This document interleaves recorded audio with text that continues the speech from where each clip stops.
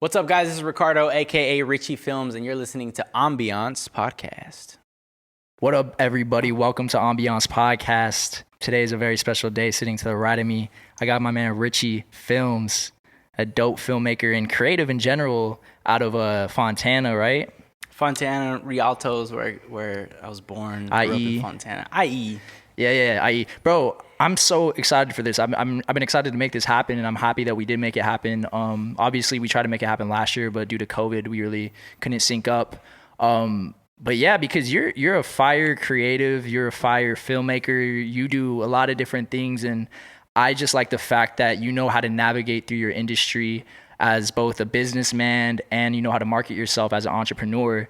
And I think tying those two worlds together has paid dividends for you in your life, looking at where you're at now, which I definitely want to get into.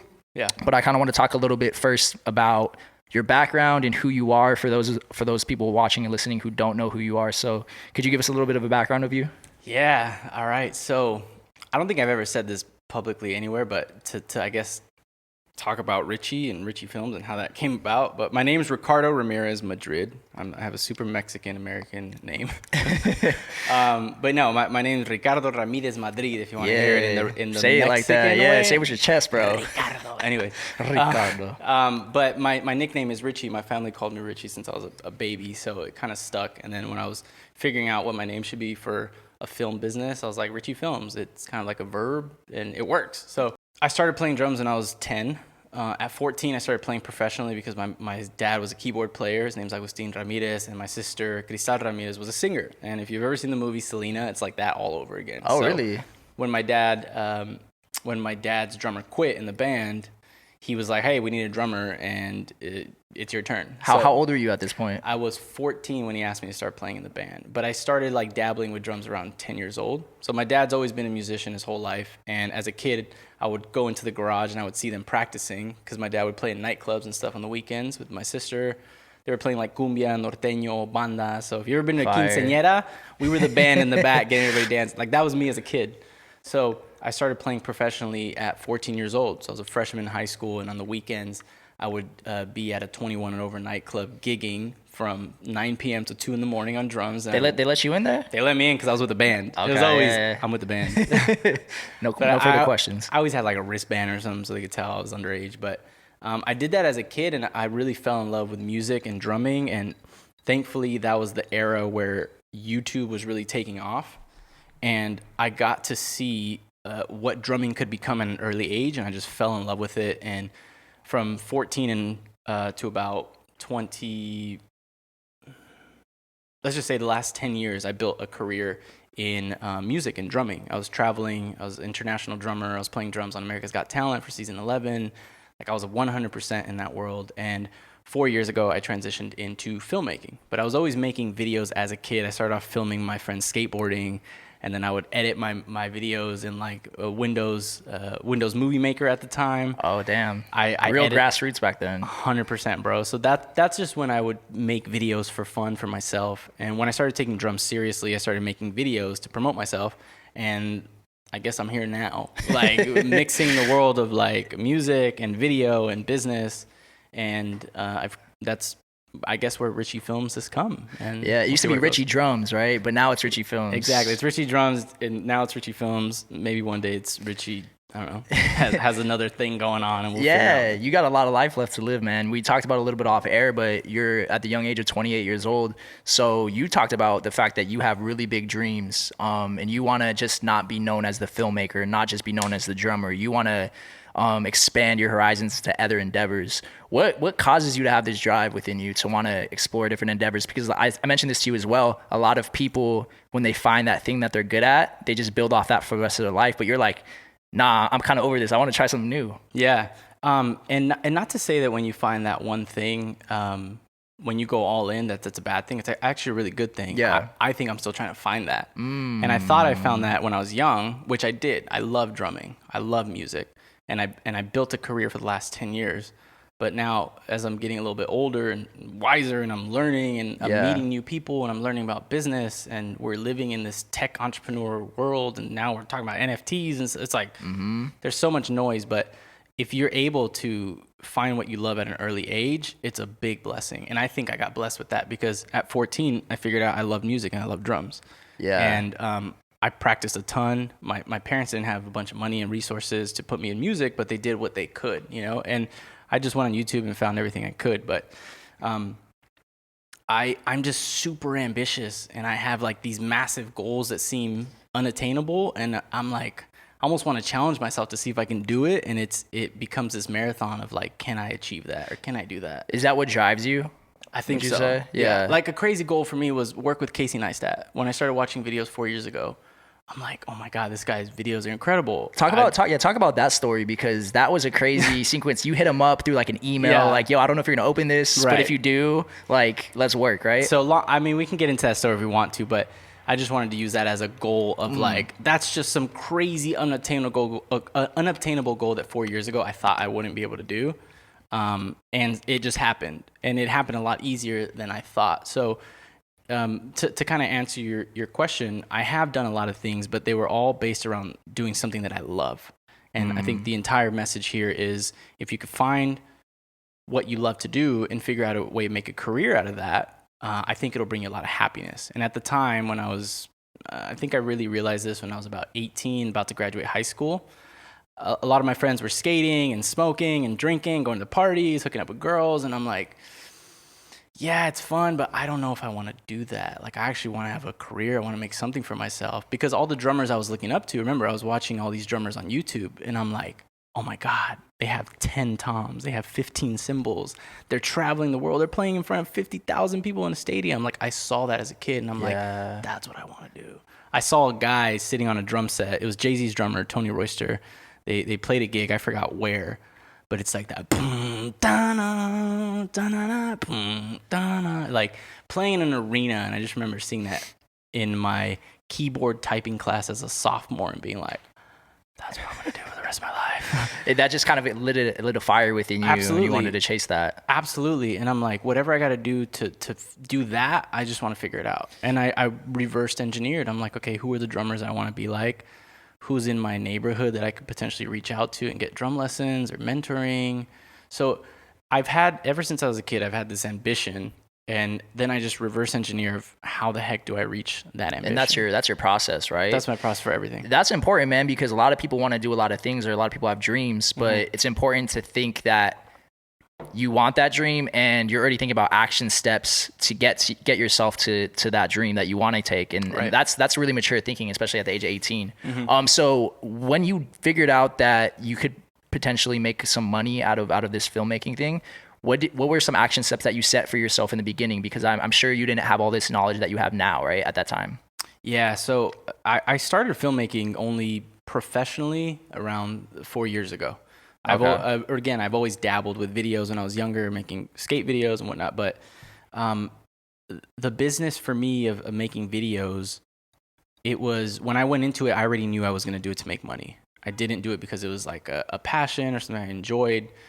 Something drastic happened to my wife that made me switch from drummer to filmmaker. And that was the reason, because it was almost a survival moment in life where, like, can we cuss on here? Yeah. Shit got real. Shit got real. I love it. So, and if you go on my Instagram, you can see the story, and you might know the story, but I know it. You know, we can go into it if we need to, but should we talk about it?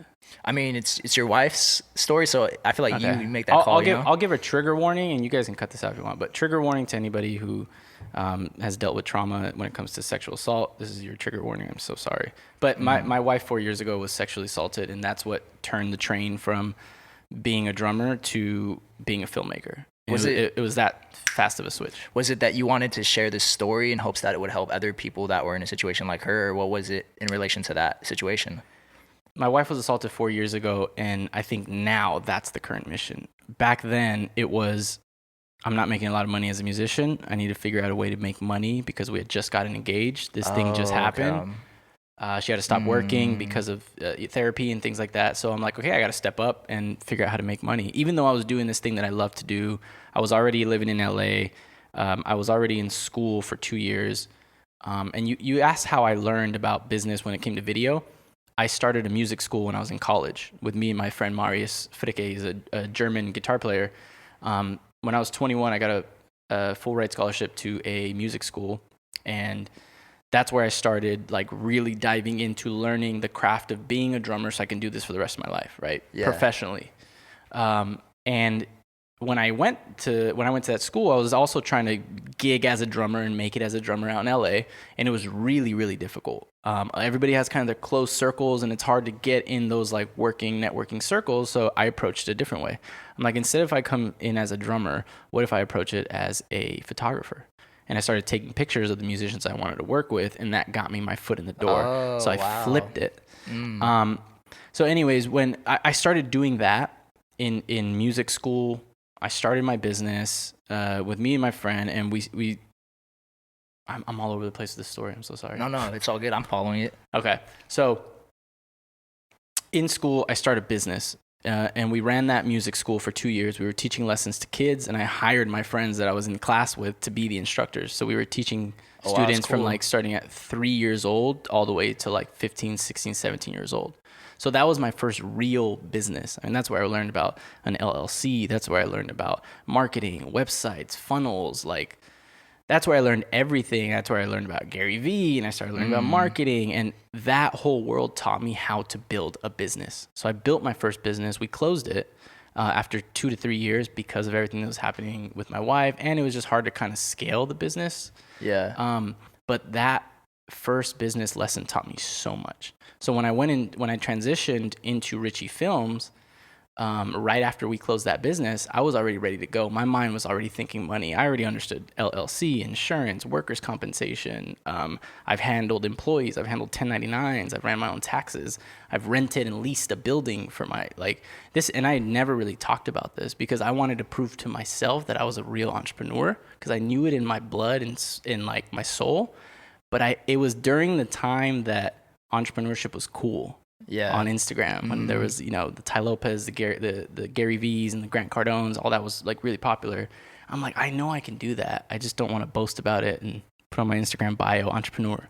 So I proved to myself during that time that I have what it takes to run a business. And when we closed that, and I reevaluated my life of everything that's happening with my wife, with my marriage, with my business. And I really enjoyed photography and videography, but I never thought I'd be doing it as a business. Yeah. And when everything happened with my wife, that's when for me it clicked of like, I can go make really good money shooting a video, but then I can also be home for 7 days editing that video, and I can be with my wife to like take care of her. That was the whole reasoning behind it. And that's the reason why I'm here where I'm at today. So it feels weird like sitting here talking about videos, because I should be on tour somewhere right now. Yeah, in a different life. In a different life. Chosen that and me and my wife like kid about it all the time. I'm like, I feel like even though I'm pretty young, I've lived a couple different lives. Yeah, and I'm really thankful because I've done so much as a little kid, but I've also sacrificed a ton as a kid. I didn't party, I didn't club. Yeah, I didn't drink, I didn't smoke. I worked every single weekend, and I found something that I love to do. And I also got gifted with the bug of working, and I'm kind of a workaholic, but I love excelling. That's what it is. I love waking up and like feeling like I'm going to learn something new and progress and grow every day.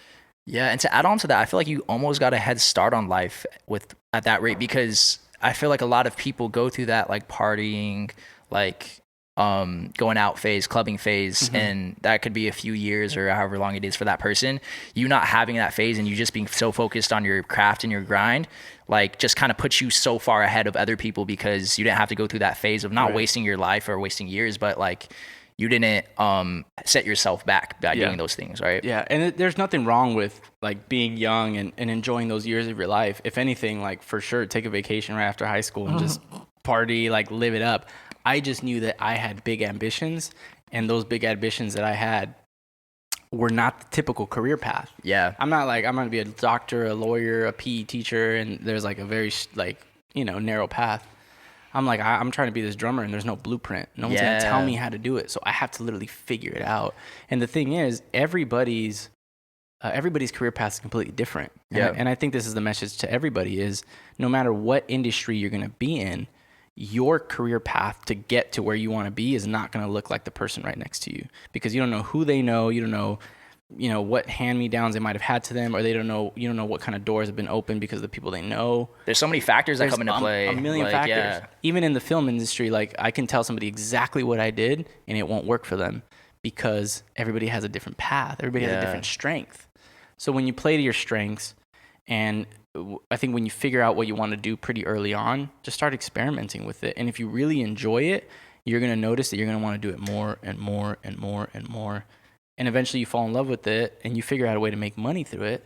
And to me, that's where I'm the happiest. If I'm doing something that I love and I'm making money doing it and I can combine the two, like I'm happy. Yeah. So that's happiness to you. To me, yeah. Like I would be more happy making, I don't know, $30,000 a month doing whatever the hell I want to do versus making $1 million at like an office job.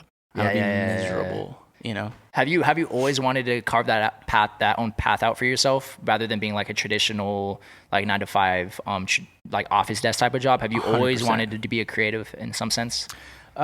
Yes, I always wanted to. When I was younger, I always wanted to be the drummer, and essentially the drummer doesn't have a 9 to 5, right? So I applied that same mindset to everything, and we were talking about this earlier, but when I was 21, I got fired from my last job, which was I was working at Vans Shoes, and it was the biggest blessing because that's the reason why I'm here now. Once I left retail, it kind of gave me that kick in the butt that I needed to finally go out into the real world and say, okay, if I want to chase this dream, now's the time to do it. Like I just got punched in my face. I got fired from my job. I couldn't even go home and tell my mom, honestly, that I just got fired because I felt embarrassed. But I was like, you know what? I actually went home and played Call of Duty. Like I hated that job, but I was an assistant manager. I hated that job. And I'm like, you know what? Like, this is it. I'm 21. I had maybe $5,000 saved up in the bank. I got a roommate and I was like, bro, I'm going to move to LA. I moved out in 2 weeks from my house and I pursued this career. And I'm like, I have $5,000. I have enough money to maybe live for 5 or 6 months in a really terrible apartment. Let me ask you something. Did you have ever had any doubt in your mind during that time, or were you just so confident in what you can do, and did you believe in yourself enough that you kind of just made that move without having a second guess? A little bit of both. I think I was really naive that I was going to come to LA and just crush it and like get the Jay-Z gig in like a month or two, and that didn't happen, and it still hasn't happened. But there's always doubt. There's always doubt because you don't know what you're up against. But how do you overcome that doubt? So here's what I used to do. I'll just give you practical advice. What I used to do when I was working as a musician in LA, I would go to these jam sessions, and every night there'd be a different band playing. And usually that band was incredible musicians that when they're not touring, they're at home, right? Yeah. And they're playing gigs. But it's the guitar player for like Jennifer Lopez. It's the drummer for let's say Stevie Wonder, so everybody on stage is like, has the gigs that I want. Yeah. So when I go there, I would sit on the drums and play and blah, blah, blah, and hope to network. And that was me basically fighting that doubt, or like looking at that doubt dead in the face of like, okay, I'm out here, I'm in LA. I have to now put in like the motion. I got to go like walk the walk and see if I can actually do this. So I went into these jam sessions. I sat there. I probably sounded bad, looked bad, but like I'm putting in the reps. Yeah. And that's like, what it's about. Like Michael Jordan's first shot wasn't like the best shot. Yeah. He practiced that shot 1,000,000 times, and that's what I had to do. I had to go to LA, sit. I had to go into the practice studio for 10 hours a day that nobody saw, and I literally sat there and practiced to a click track. And like you just continue going and going, and through that practice of you perfecting your craft, I think you build that confidence. Yeah. And I had been doing that before I moved out to LA. I had been doing that since I was 14. So I had 7 years of me already playing drums professionally since a kid. So I had a little bit of like established, a little bit of confidence, I guess. Yeah. It's cliche saying, but they say luck is when preparation meets opportunity, right? Absolutely. Like these opportunities are always going to present themselves, but if you're not ready for that opportunity when it comes by putting all those hours in, then the opportunity means nothing at that point, right? And I'll tell you a story based on that. So here's a moment where luck met preparation. It was a video that I shot for Travis Barker and Lil Wayne. My buddy Andrew Sandler was directing an epic music video, and I shot behind the scenes for that. And Travis Barker was trying to film something with Lil Wayne before he left, because Wayne just came in to do a couple shots of his scene and like bounced. And they wanted to get this really quick acoustic performance of them. And I overheard him and his photographer talking, and they were trying to figure out how to film it. And they whatever reason, they didn't have the right gear to film it like on the fly. Sorry, I keep snapping. It was a good snap. I know, right? It's fire. This is not nice echo here. So anyways, I overheard them talking, and I go to the photographer because I know Travis's photographer. I've worked with him in the past. And I'm like, hey, bro, like, what are you guys trying to film? And he's like, oh, we just want to shoot this thing real quick. Long story short, I had my camera ready to go in the corner on a gimbal with the mic on it. And I said, hey, I have my camera ready. I can shoot this for you. He's like, are you ready now? I was like, yeah. I'm like, okay. He's like, go grab your camera. I'm like, are we shooting it now? He's like, we're shooting it now. And I had one take.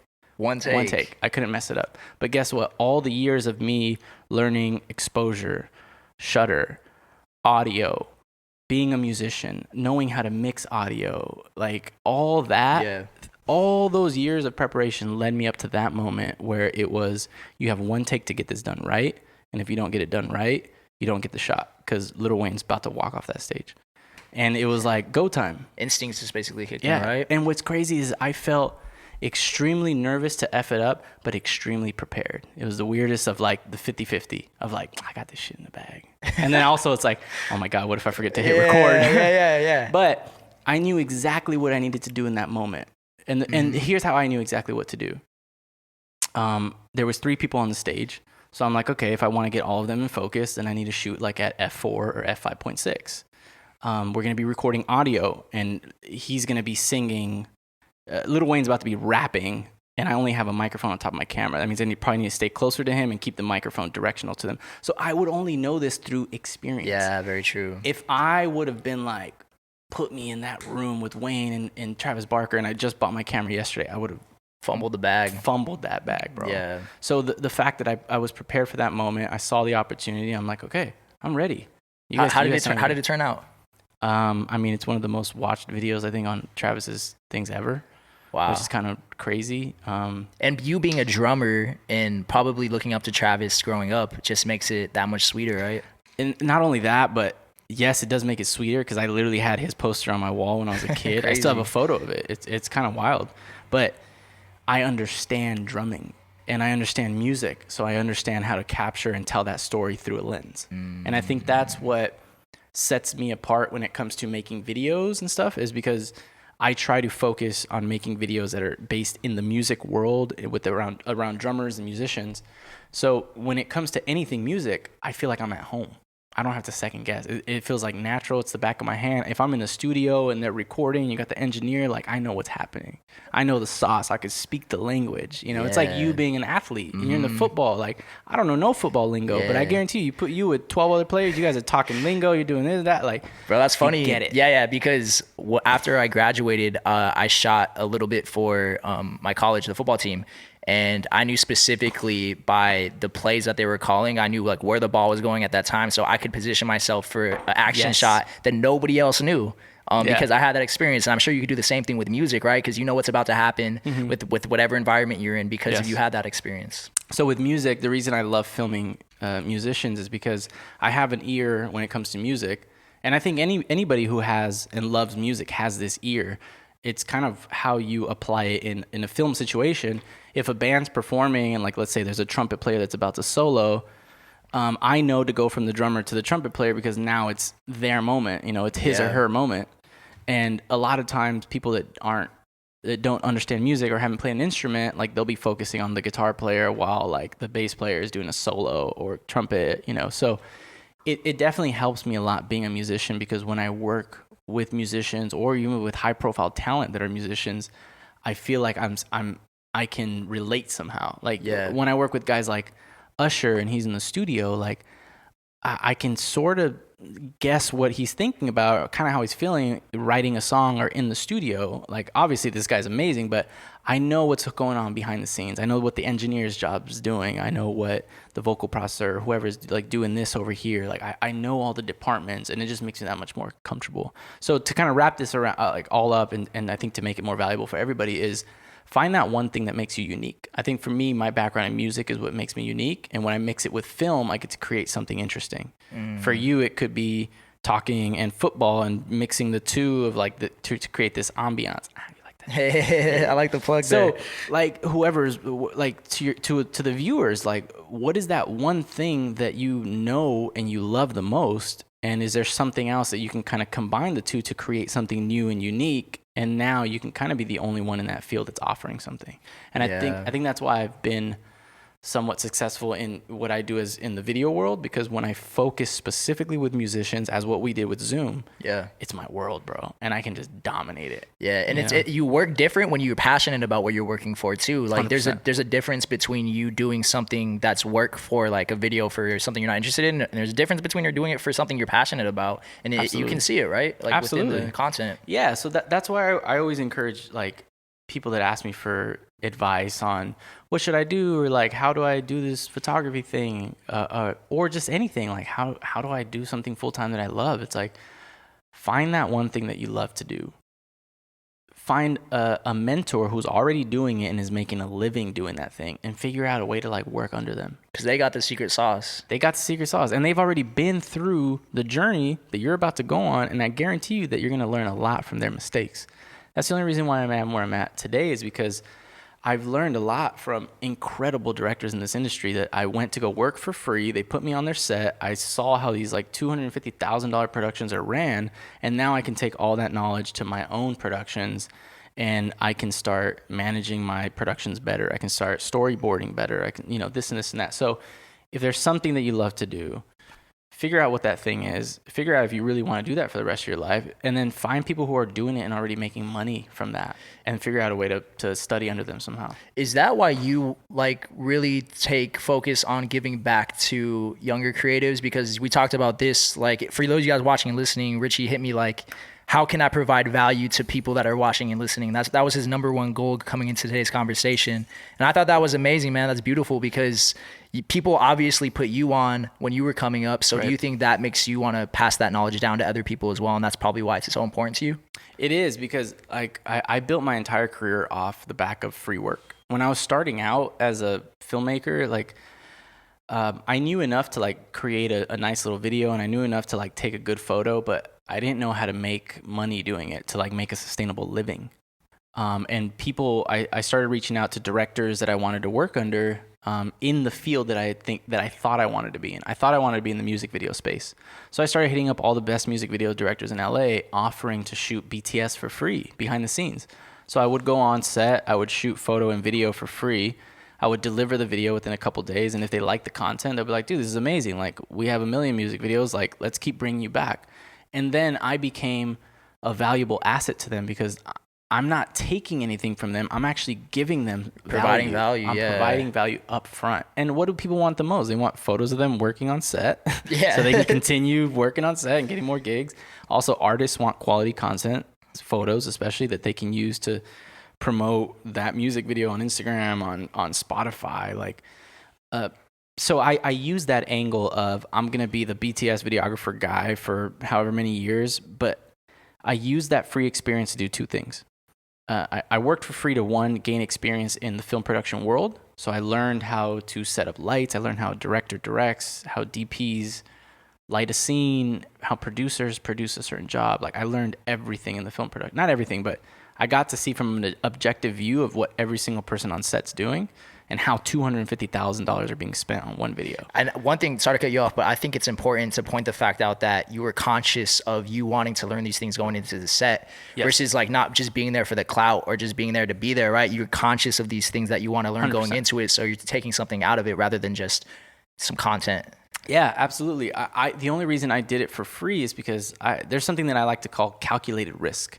If I'm going to donate my time and my resources, because at the time I'd spent $4,000 on a camera. So I'm like, I need to figure out how to make this money back. So I'm like, okay, like, let me go learn under people. I'll go work for free. I'll go, So I worked for free a ton, and it was mainly that, to provide value. And if they liked my work, they would give me a call back. That was the only reason I did it. And what kind of ended up happening was the two things, where I started learning a ton of how these productions like happen. And two, my network started growing, because if I killed it on that first job and they really liked my photos, they really liked my videos, guess what? They're most likely going to call me back. And that was what I wanted. And my goal was to go in with no expectations. So if I deliver the videos, if I deliver the photos and they never call me back, I won't be mad about it because I did the risk. I took the risk, a calculated risk. But guess what?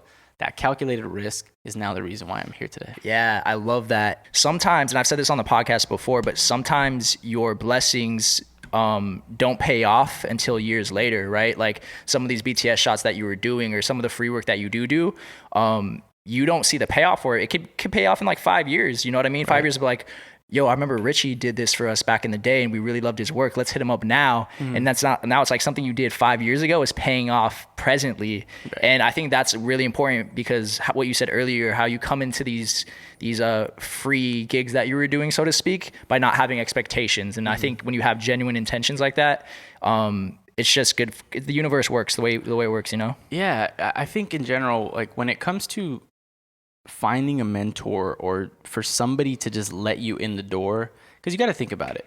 If I'm approaching a filmmaker to learn what they do as a craft to eventually me make money at it, like it could be competition, right? Yeah. So it takes a lot of trust, one, for somebody to let you onto their set that they've probably been in the industry for like 10 to plus years.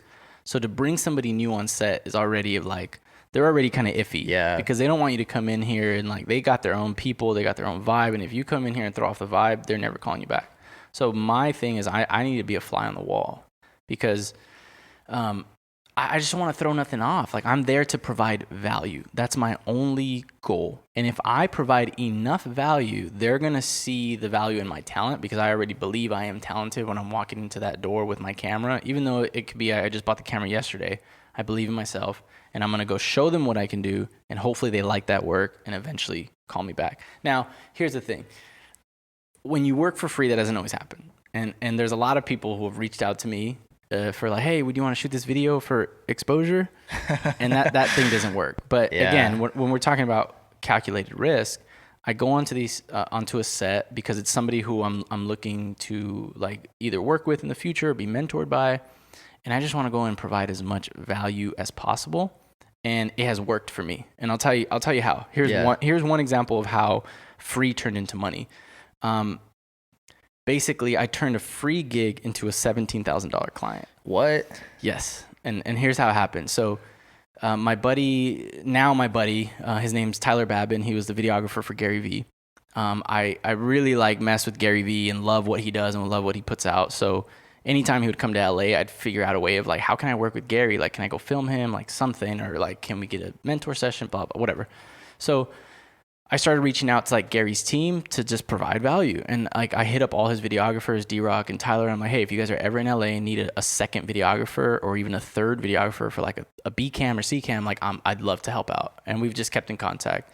So it just so happened that Tyler one day forgot his microphone for Daily V in New York. And they were about to do a shoe drop in LA. And he texted me the night before. He's like, hey, dude, I'm about to be in LA. Do you have a microphone I can borrow? I was like, yeah, absolutely. Like, tell me where to be and I'll show up.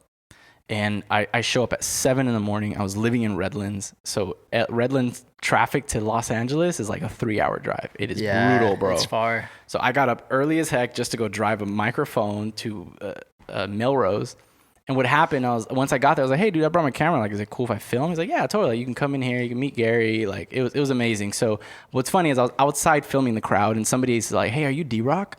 I'm like, no, I'm not D-Rock, but I'm just here, like, helping film. Yeah, exactly. I'm Richy Films. Who are you? So anyways, this guy that asked me, they had a, how do you call it? They had a company where they work with barbers and influencers, like in that world. And they're like, we're doing a production. We live here in LA and we're partially in Miami, but we're looking for a videographer.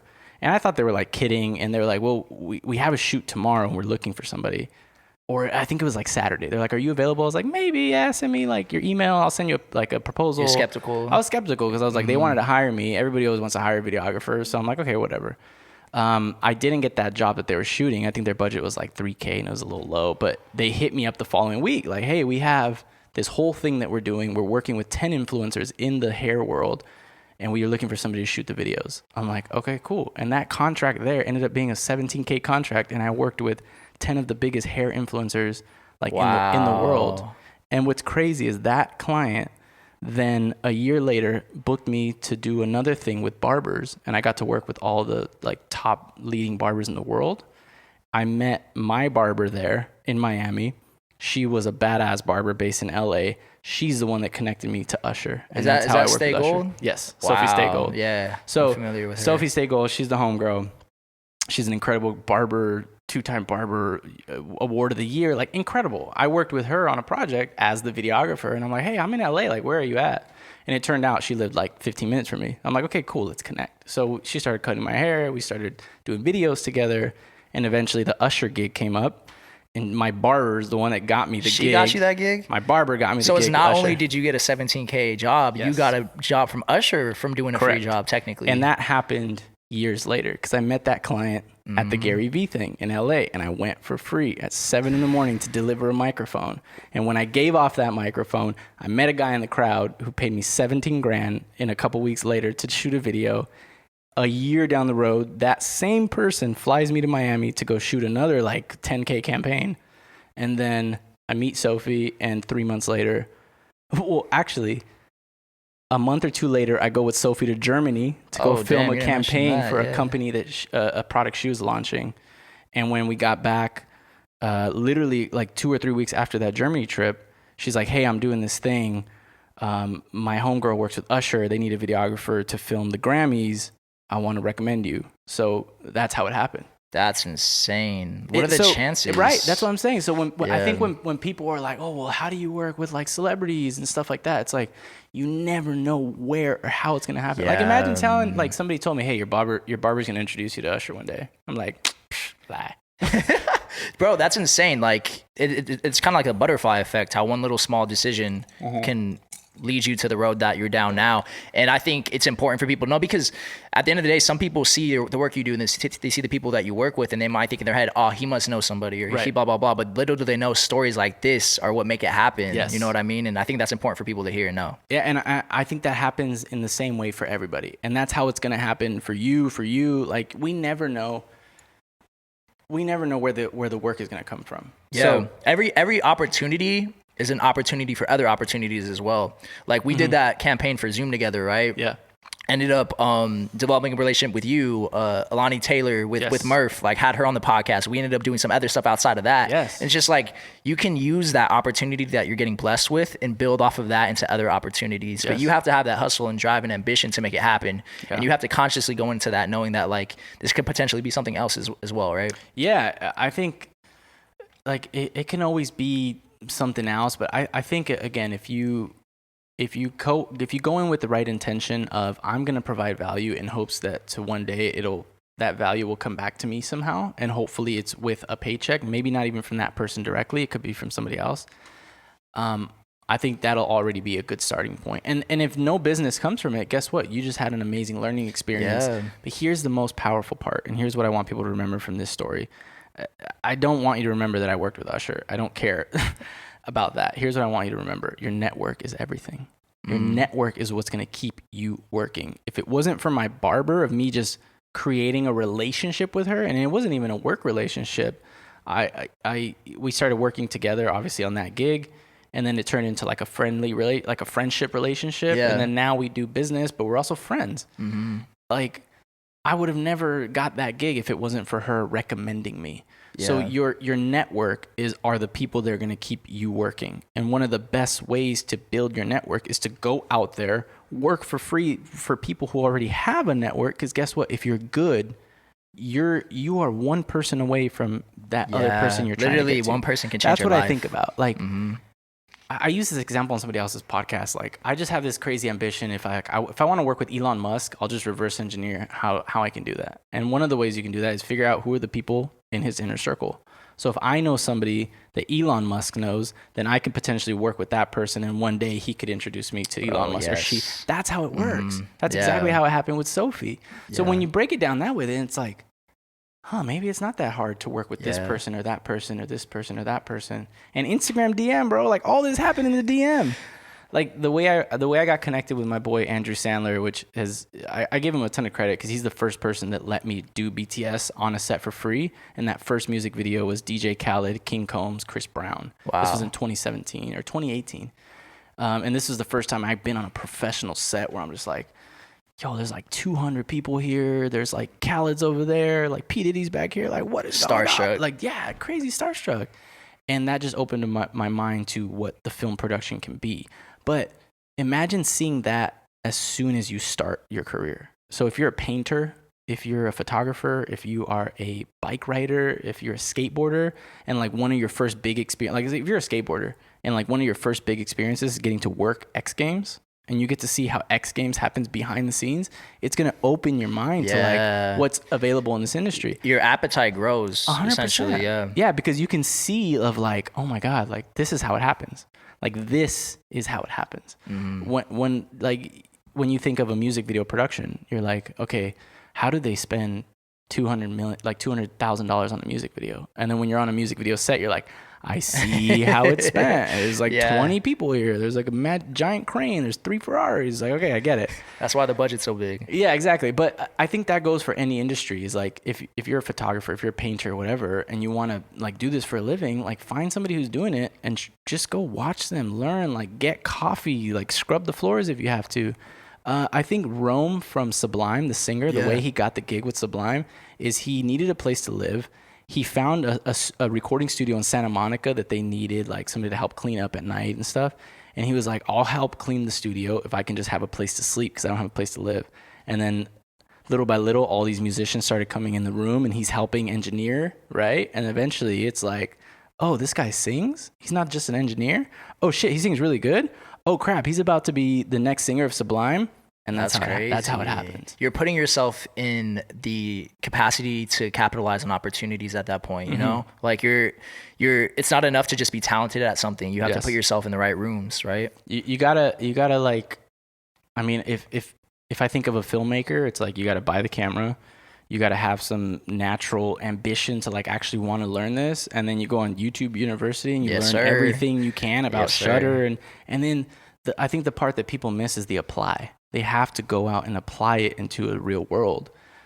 It's like you want to catch a fish and you just bought everything that you need to catch a fish. You just bought your line, you bought the best yarn, you bought like your whole gear, and you get out there and you don't even throw out the line to catch a fish. I feel like that's what a lot of people are doing. They get everything ready and then they're like, okay, I'm just going to chill here and I'm just going to wait for the phone to ring and hopefully an opportunity comes. It's like, no, you got to make yourself, you got to put yourself in those uncomfortable positions to learn and to grow, and you have to surround yourself around people that are better than you because they're going to push you, and you're also going to see what's available, and then it's going to inspire you to be like, if she can do it, then I can do it. If that person can do it, then I can do it. If they can make a living doing it, I can make a living. That's very true. That's a good point, because just looking from the outside in, a lot of people will see these mega superstars or just people that work with them and just think that it's so out of reach. But when you see it happening for yourself, you're just like, this person, it's tangible. It's like this person is human at this point. They're not on a pedestal. Like I can do it too.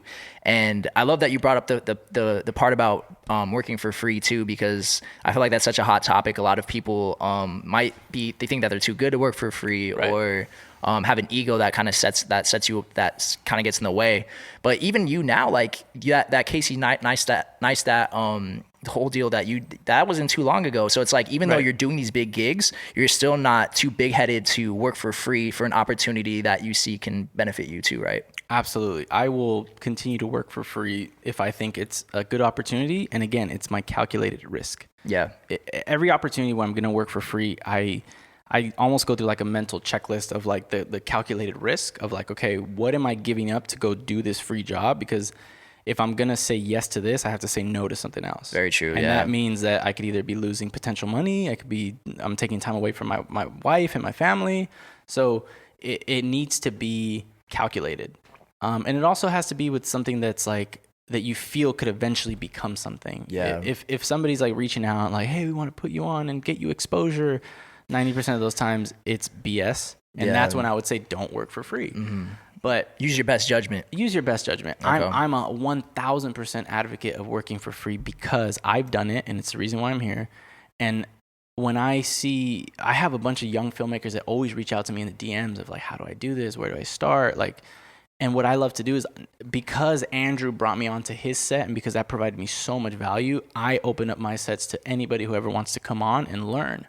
Yeah. And I've been doing that with like 3 or 4 other filmmakers kind of internally. I'll bring them on my set, and every time I'll give them an objective of how a client would ask me to film something for them. And this is like a learning experience. So now they're coming on my set. The first time I don't really teach them anything. I just let them like experience it, because that's what I did. Like Andrew didn't hold my hand the first day. He was like, hey, what's up? Good to meet you from Instagram. All right, go do your thing. I'm busy. And I had to like be professional. I was fly on the wall, but I'm like, oh my God, like it was like being at Disneyland, you know? So to get back to my train of thought, which I totally fucking forgot. No, we were just talking about how you're a big proponent of working for free if it fits your calculated risk process. Yeah, like overall, if this does fit within your scope of like, if I'm gonna go work for free, but it's for something that I actually want to do for the rest of my life, absolutely go work for free for the best person that's for somebody who's doing it in that industry, so you can actually see how they do it. Yeah. And guess what? You might go on set and not like it, and that saved you so much time. That's very true. Because if I don't want to be a photographer and I go on a set and I see how I'm treated as a photographer, you're like, I don't like this. Yeah, that's true. Maybe it's not what you thought it was. Yeah. And that'll save you. Yeah. And that's what it was for music videos. I went into music videos being a musician and going into video and film. And I'm like, okay, I'm going to figure out how to make music videos because it's natural. I'm a musician and now I'm making music videos. And then I get into the business and I'm like, I actually don't like this. Like, this is a lot of work. And not that I couldn't create anything or like bad people, but like budgets were trash for what clients wanted, at least for stuff I was getting. I wasn't at that level of where I'm getting these big budgets where I can create these great projects. It was a lot of like scrappy and like, oh, we don't have that budget. So I like very soon was like, I don't think I want to do music videos, but I learned so much from going for free on music videos. So now when I do my productions, I know what I'm doing. And I've also built my network. And I'm going to give you guys one tip because I want to leave this tip before we cut this out. One of the tactics that I used when I was doing BTS is I would take photos of every single person that looked important on set. And at the end, I'd figure out who they were. I'd either find them on Instagram or through the director. And I would at least get like 1 or 2 photos of every person, the director, the DP, the producer, the PA, the person getting crafty, like, because all these people want photos of themselves on set. So what I would do is at the end, I would just edit a bunch of photos of everybody. I'd like send them to the director, or I'd find the people on Instagram and I'd be like, hey, I have a cool picture of you from the set. Like, I'll send it to you when the music video's out and I can release the photos. And they're like, oh my God, I love this photo. Like, this is so dope. And when they have a high quality photo of them working on set, they're going to post it and they're going to tag you. Yeah. Very and true. Guess what? If 10 people now in this music video industry tag you as photographer Richy Films, your reach just got put out to 100 I love where this is going. Yeah. So this is my mindset. This is my tactical, like, if I'm going to take the calculated risk, I'm going to invest my time for free. I might not get a paid gig out of this. So what am I going to do? I'm going to try to make as many connections as I can on this set so everybody remembers me somehow. And eventually down the road, that one photo could eventually be like, hey, I remember you shot a photo. Like, are you still doing photography? I have this client and we need to do product photos. And guess what? It's this company. It's Maybelline. It's like, yeah, I could do photos. And yeah. You know what I mean? Like, that's how it happens. Bro, 100%. I have the same process when I think about how I do my podcast. First off, everybody that I have on is somebody that I genuinely want to have on. I'm not doing it for like alternative motives, but I do pay attention to who is in that person network as well. Right. Like, I've taken a look at, because obviously I have these conversations with creatives, and if they like the conversation, they have the content, they post it to their page. Now people in their network see me and they see what Ambiance is. And some of these people are big names. Like, I've looked at, like, sometimes I'll look at the likes of like who likes it. And like, I've seen Drake like a clip of it. I've seen like Kehlani, I've seen Rihanna, SZA. And I'm just like, bro, in my head, I'm like, so Drake's he's seen this now, like maybe in 5 years, like he'll be like, oh, I remember seeing this on IG one day or something like that.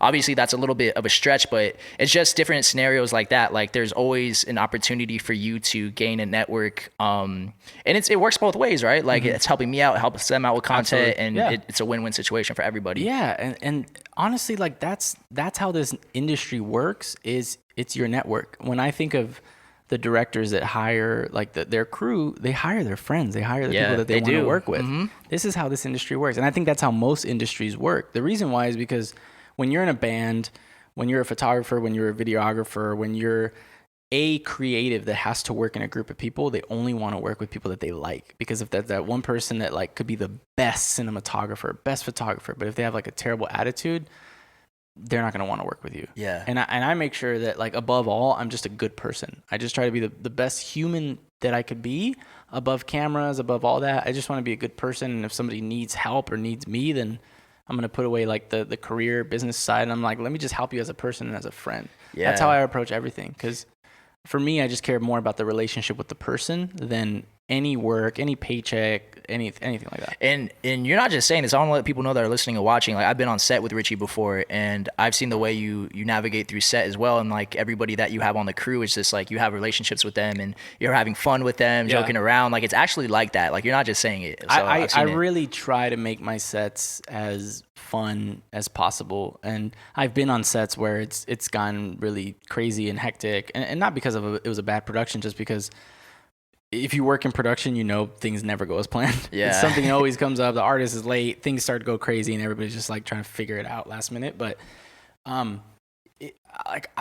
I just want to make genuine relationships with people, with you. Like even after our podcast, you released your merch, and I'm like, I just want to buy it because I want to support you. Like that was fire. I didn't even, and I do that for everybody. Like people that I really support and creatives that I support, I just want to support in any way possible. And I just want to build genuine relationships with people because I don't know, one day somebody's going to need a podcaster, and I'm going to be like, yo, Levi, like this company's looking for somebody.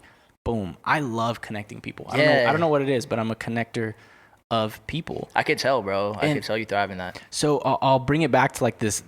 Maybe we can wrap the free conversation with this. Okay. So here, since I believe in free work so much, when I see opportunities for other people, and it could even be a free gig, I'll still link them, but I'll let them know like, hey, this is a free opportunity, but I think you'll really benefit from this one connection, this one free gig. I did that with a friend of mine that was producing a lot of my music videos last year.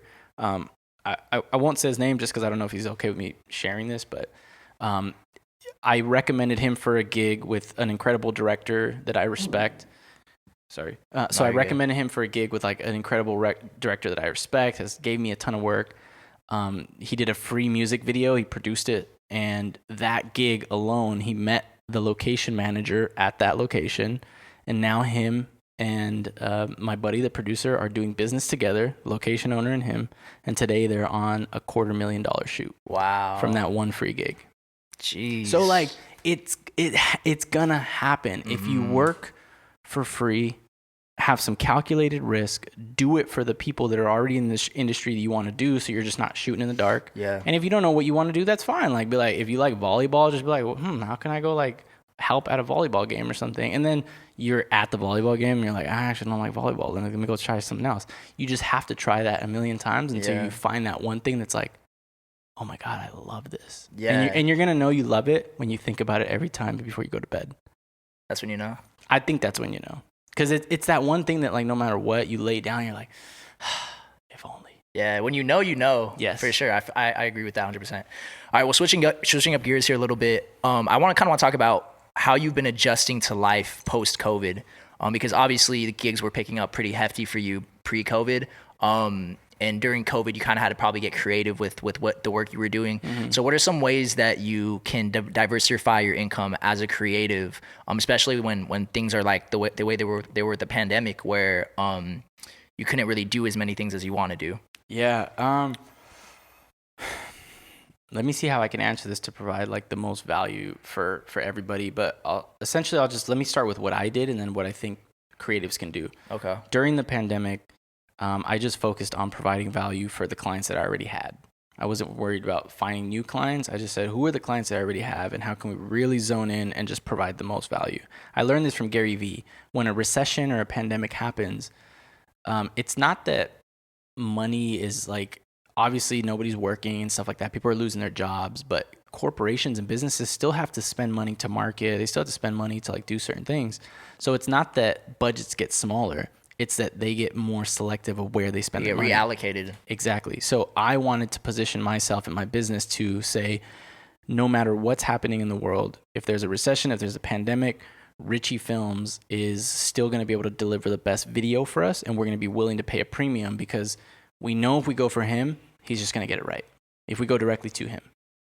Versus if we go to somebody else and we negotiate budget, we never worked with them, we don't know what we're gonna get. That's very true. And we as a business can't risk not getting a good product right now because every penny is valuable because we're not making money.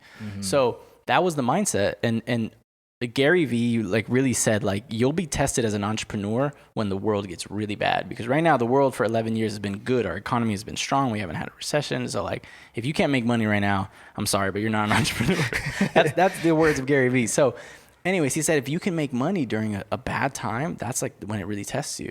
Yeah. And I thankfully I got really lucky with one of my clients that they had 6 or 7 product releases that they had to release in 2020.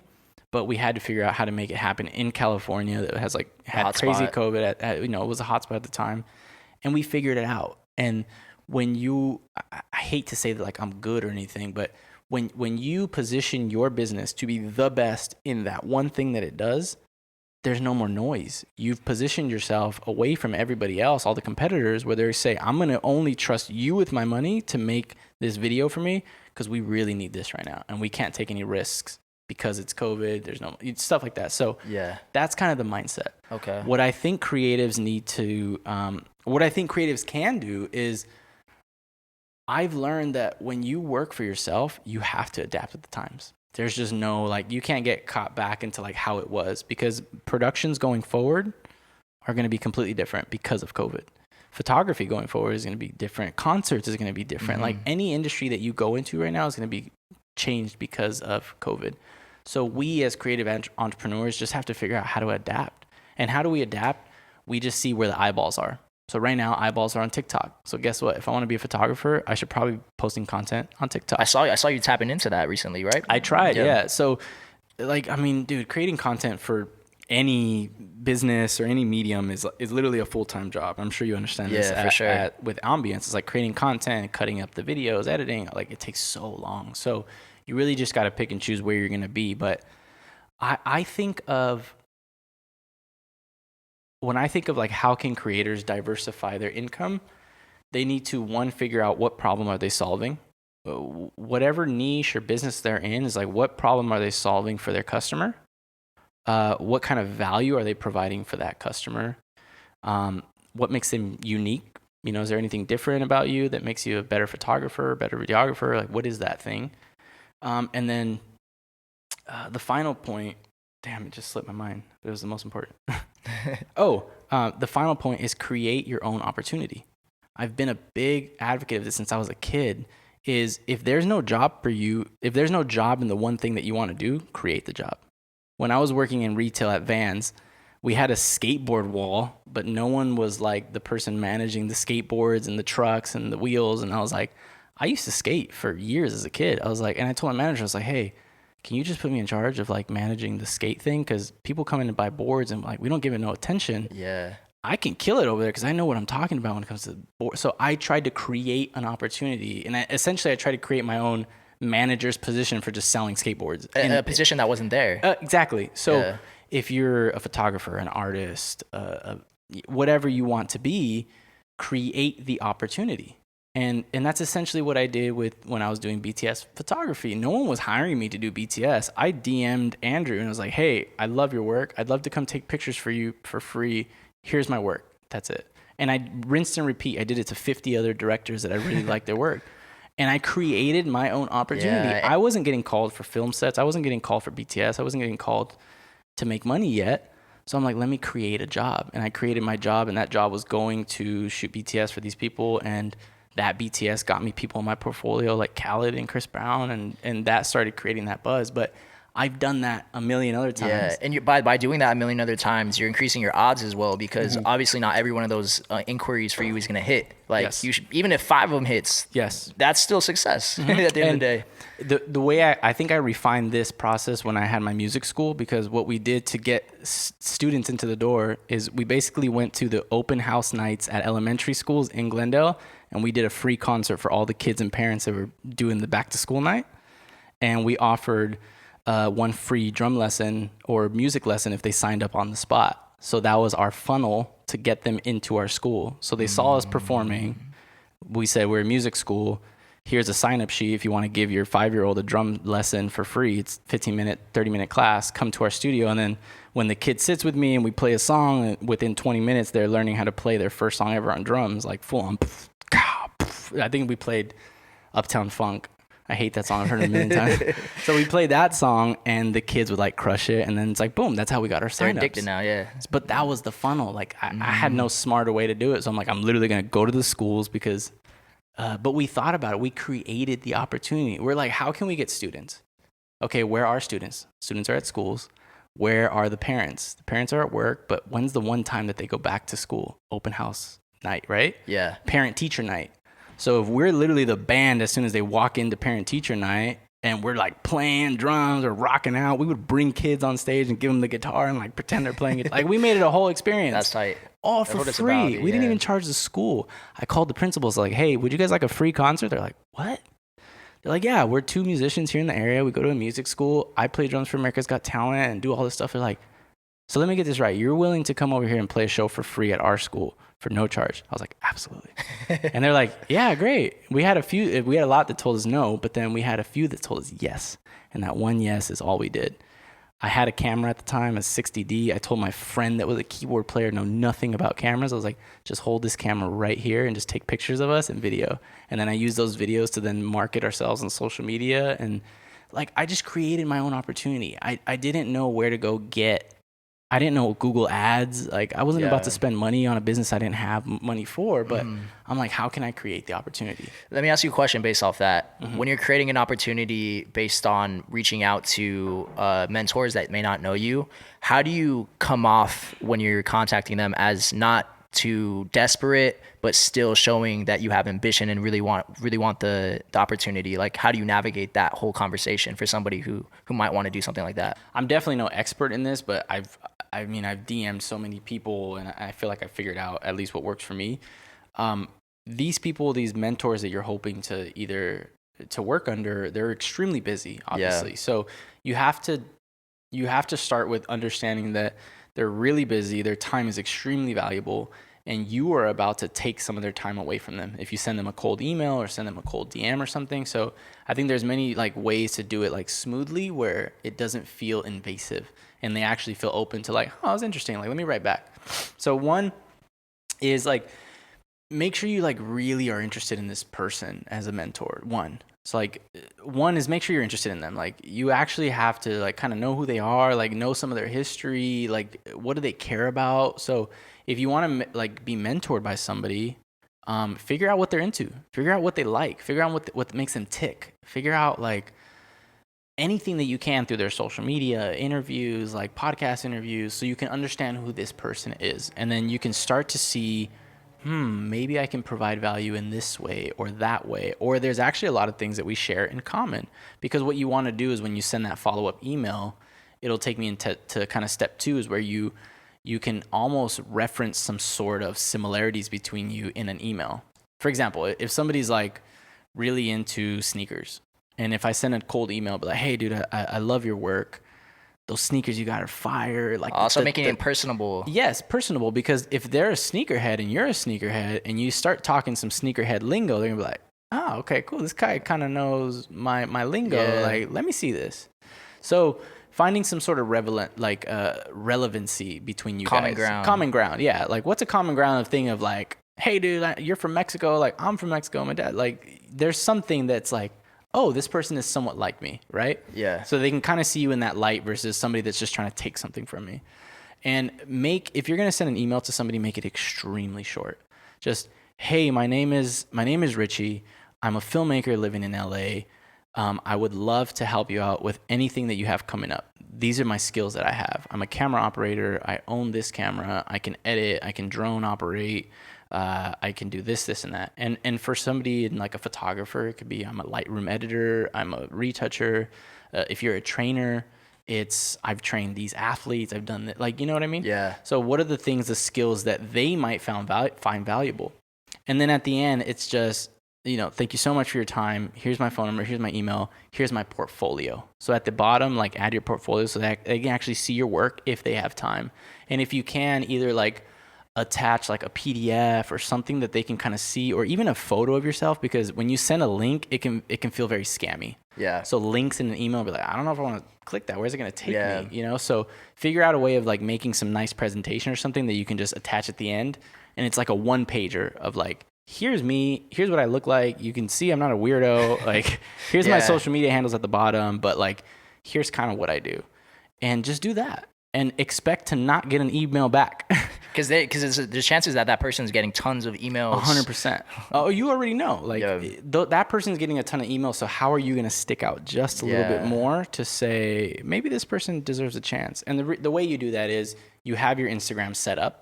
So like your Instagram and your social media is like, if somebody goes to your social, you can tell you do this professionally, or you can at least tell that you're passionate about it. Like you're getting into photography, you're figuring it out. Here's some of my work. So if they click on your Instagram, they're like, okay, cool. They can do a quick just check. So you need to have your Instagram ready. It's like a resume. Yeah, exactly. I treat my Instagram like a website.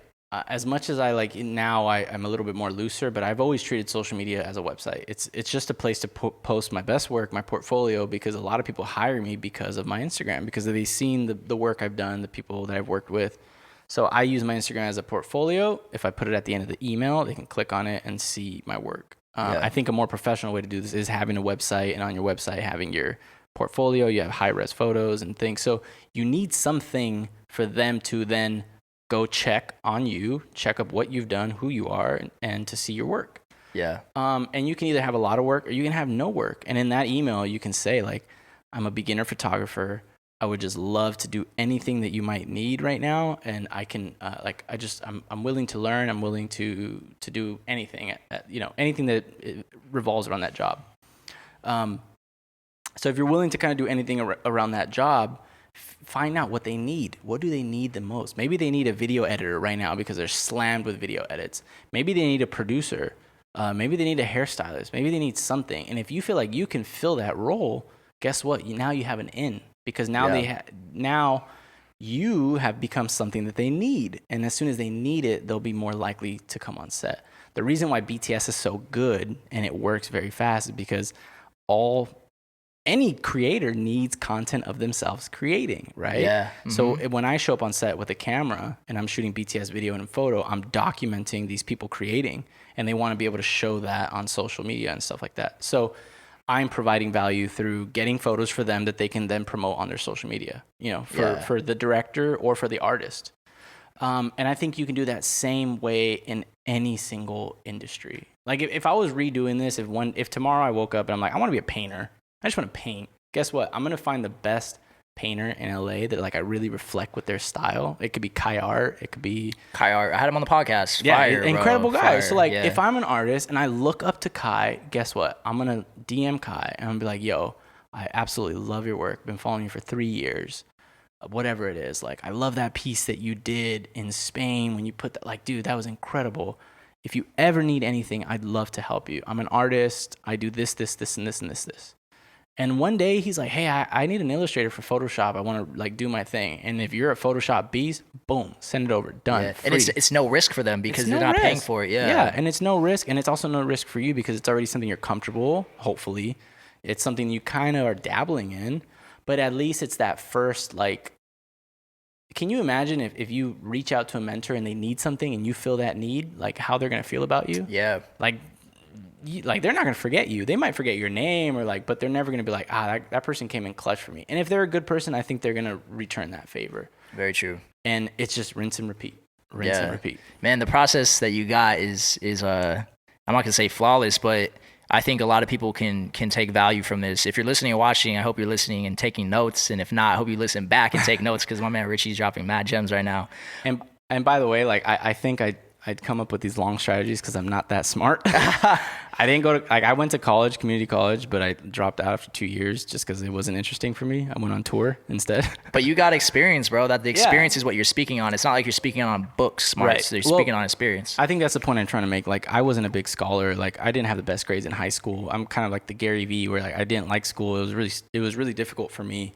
But I've been able to build this business for myself that since I was 21 for the last 7 years, I've been 100% self-employed. through at first through drums, now through film. And I think it's 100% possible. And that's like this whole thing, like this whole hour conversation, however long it's been, if there's that one thing you take away from this podcast, it's I can do whatever I love to do for the rest of my life and make money doing it. Love it. And I'm living proof of that. And here's how I did it. Fire, and it's not the that, blueprint. Here's the blueprint. And it's not that hard. It just takes a lot of time. Got you. A lot of time and sacrifice. So switching gears here a little bit, how many hours do you think you put in a week? Being that you are self-employed, how many hours a week do you think you put into your work? Well, it depends, I guess, how you want to define work in this context, because I do a lot of different work for my business. Like work can be filming on set, which will typically be like a 12-hour day. But then there's also editing.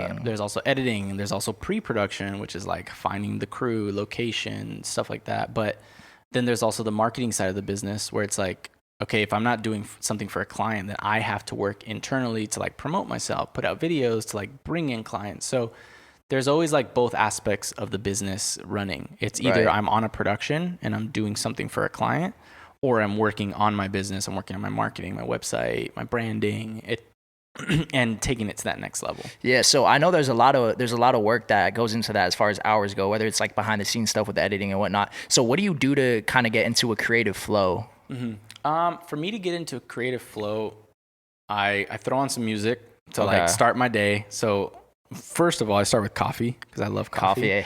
Some good coffee and the Chemex. Ooh, grind. You take it black or no? What? I take my cream with a little bit of coffee.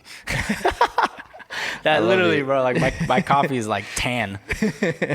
Mocha. Mocha flavor. But anyways, I'll start off with like good cup of coffee, and then typically I'll start off with something to like maybe motivate me like in the morning. So I might watch like a Gary Vee piece, Matt D'Avella. I might watch like a Casey video or like something to just get my creative juices flowing. And then I'll try to start on my like biggest task of the day. So if I have to do like a client proposal, or if I have to write a treatment or write whatever I know the biggest task of the day is, I'll try to tackle that first, because you only have a certain good like amount of good decisions in a day, and if you leave the bigger task towards the end of the day, a lot of your good decisions might be gone. That's true. Your mental bandwidth is only so limited, bro. There's this supplement called Unlimited. It's actually right here. It's kind of like brain food, bro. It's like, I don't know if you've heard of Alpha Brain, but it's kind of like it's better than that, but it kind of helps you with your creative flow. Dope. I feel like you should definitely try this if you're getting stuck in a like mental block, because I'll give you a bottle, but bro, it's a game changer. Like when I take it and I'm editing for hours and hours and hours and I'm feeling tired, I take it, bro, it takes me kind of to the next level. I feel like rejuvenated and everything like that. So I feel like you benefit from it, bro. I'd love to try it, because I've been wanting to find something that can help me focus a little bit more. I think especially now that creatives are working from home, it's really hard to focus. Yeah. Like, you know, me and my wife share an office space, or things right behind me. So if I'm like in the zone and something throws me off, I'm like instantly like, yeah. It's like when you get into that flow and it's broken, it's like it takes so much longer to get back into the flow of like editing and stuff. So. And as a creative, like, you know what that flow feels like when you're just like on it, and it's like, that's what this makes me feel like, is what I'm trying to say, bro. It's fire. I'll give you some. You have to let me know how it affects you. Heck yeah. Dope. Switching gears here a little bit back to your career. Where do you want to see yourself? Because you obviously had all this success, some accolades and whatnot. What's next for you? What's next for Richy Films? I think I'm going to continue growing Richy Films into more of a creative agency, where I'm working with musicians and music brands. Like I really want to niche down to work with musicians and music tech brands, and like still some of the amazing artists that I get to work with, like Usher. Like I love doing that kind of stuff, because even as big as they are, they're still they're insanely creative. Like someone like Usher, every time I work with him, I'm like, even the fame that he's had, when I see him working like in the studio or in the rehearsal, like dance rehearsals, I'm like, this guy is still going 110%. And that inspires me. Like, yo, I remember Usher said something in a rehearsal. They were dancing. He was sweating his butt off. And the choreographer was like, all right, everybody take 5. And Usher's like, take 2. Take 2. And for some reason, that always stuck with me, because I was like filming him like right in front of him. And when he said that, I was like, and this was within the first 20 minutes, within the first hour of me working with him. And I was like, okay, that's the mindset. He's different, yeah. That was day 1 of the Grammys, like filming. It was 7 days. that was day one. Within the first hour, he said that, and that immediately showed me what kind of person he was. Yeah. He had just danced his ass off on a routine that he hadn't learned. They're teaching it to him. The dancers behind him are going in. Everybody's sweating. And then it was like, everybody take 5, take 2. Damn. And then back to it 100%. I was like, damn. That's that mama mentality. Yes. And that's the stuff that like drives me. When I see that, I'm like, ooh, I like that. What's that mentality? Like, what's he been reading? Where's he been studying? Well, when you reach a level of success like Usher has, superstar level, it's like you have to have something like that to reach that level. Like it's not by accident that he's got to where he's at today. Yeah. And you know, the beautiful part about that is that that's not exclusive to only celebrities. We all have that power within us to say, here's what I want to do. Here's what I love to do. And I'm going to go 110%. And I'm going to work on it for the next 12 hours or whatever it's going to be. Because when you start with the passion, when you start with what you love to do, it'll just all feel worth it. Like you don't feel like you're working when it's what you love to do. Yeah. But to answer your question, what am I doing next? I want to take all this information and put it on YouTube.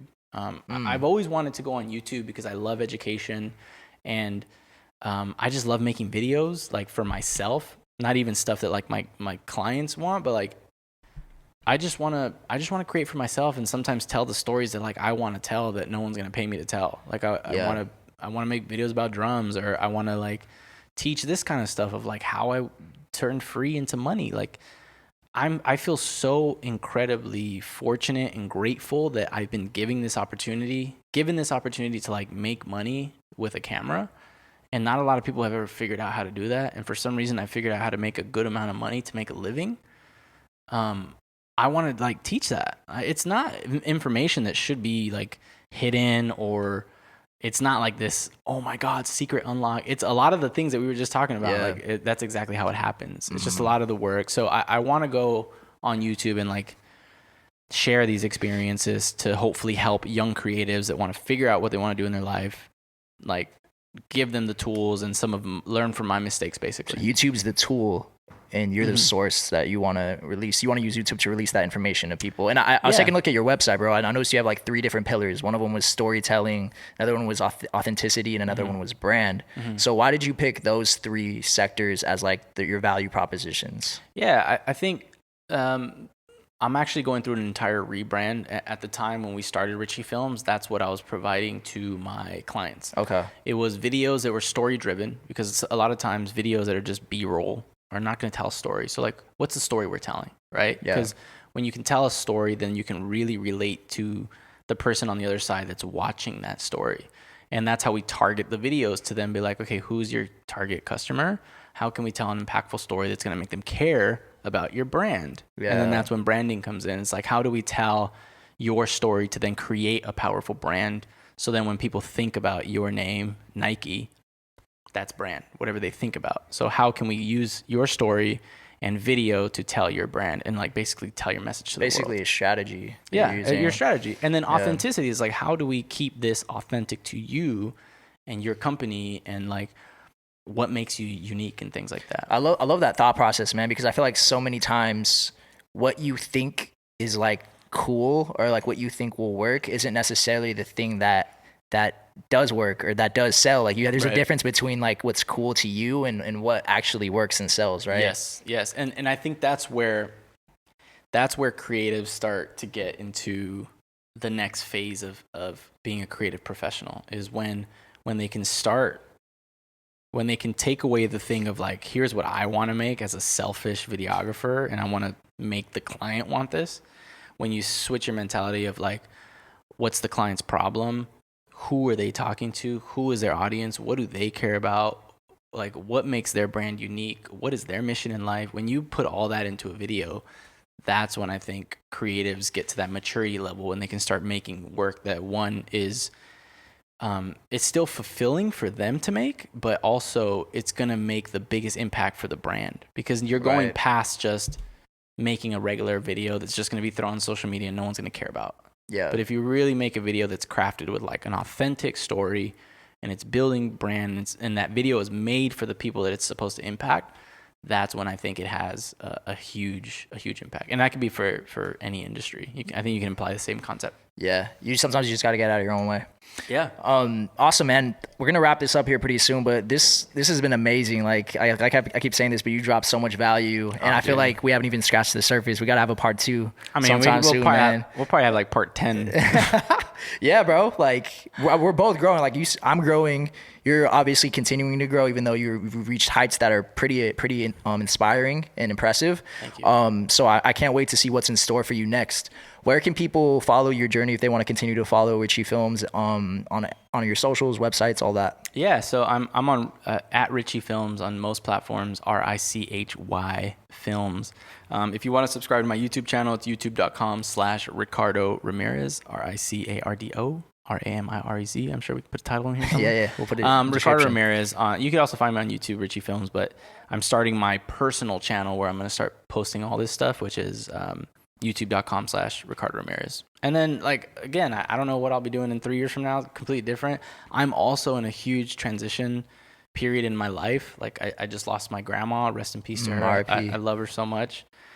She turned 100 years old, which is incredible, which tells me I'm going to live to be 110. Got them genes. So I got a long life to live. Like, I got to make good decisions. And like I said, I'm just so, I think death really changes your mentality. And I'm just thankful to be alive. And I realize how young I still am. And even though I'm 28, I can live my life all over again for the next 25 years and make a bunch of mistakes and barely be 50. And then if I don't figure out how to do this entrepreneurship thing, guess what? I'll just go work at State Farm, because that job is always going to be open. That's always going to be there. Yeah. And this is the last thing I tell all creatives.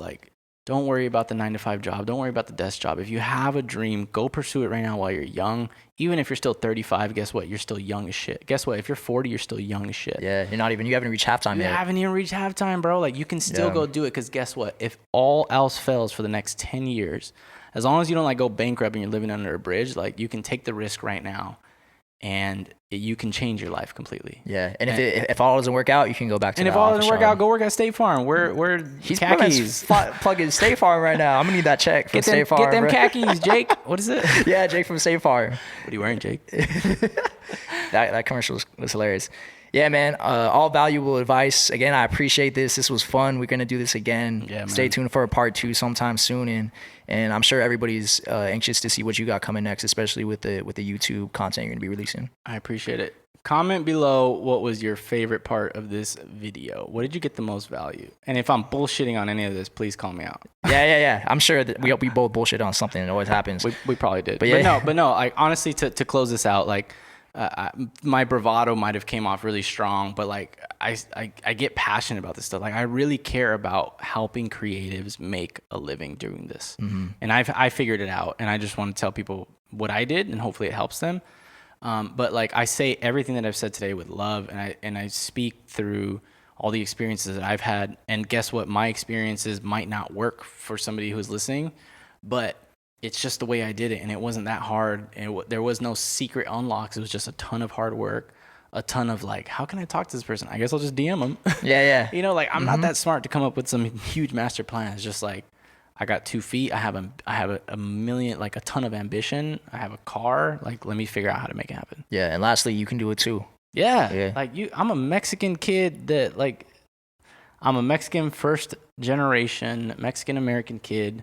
My parents came here as immigrants, worked 2 jobs when I was a kid. They didn't hand me down anything. They did the best that they could to raise me, and they raised an amazing young man, I think. I love my parents. But you have to find what you want to do, and you got to just pursue it. And trust me, my parents were also oh, mijo, you don't want to be a lawyer? Mijo, you sure you don't want to be real estate? They want the best for you, but at the same time, doesn't mean they know what's best for you. 100%. And I said, I knew early on, I was Mom, this is my dream. I'm just going to pursue it. Yeah. And I did it, and they were probably scared shitless, but we're here, guys. And literally, this is all to say that you can absolutely do this. Fire. We're going to end on that. Man, Richy, I appreciate this again. We'll do this again sometime soon. We're gonna end that with do what you love. Never stop doing it. From Ambiance, this is Levi Richy. We out. We out. Peace.